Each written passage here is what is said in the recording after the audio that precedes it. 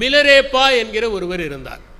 இந்த மிலரேப்பா யார் என்றால் தாந்திரீகத்தை சார்ந்த ஒரு ஞானி. திலோப்பா என்ற ஒருவர் இருந்தார்.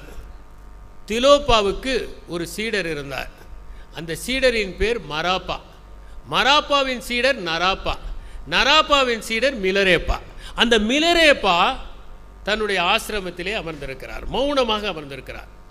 ஒரு வேட்டைக்காரன் தன்னுடைய வேட்டை நாயோடு ஒரு மானை துரத்தி கொண்டு ஓடுகிறான். அந்த மான் நேராக ஓடிப்போய் அந்த மிலரேப்பாவனுடைய ஆசிரமத்திற்குள் நுழைகிறது. அங்கே அவர் அமைதியாக இருப்பதை பார்த்தது அமைதியாக அமர்ந்து விடுகிறது. சிறிது நேரத்தில் அந்த வேட்டை நாய் மானை துரத்தி வந்தது, உள்ளே நுழைகிறது, ஆக்ரோஷமாக உள்ளே நுழைந்தது. ஆனால் மிலரேப்பாவனுடைய அமைதியை பார்த்து அதுவும் அமைதியாக அமர்ந்து விடுகிறது. சிறிது நேரத்தில் அந்த வேட்டைக்காரன் வந்தான்.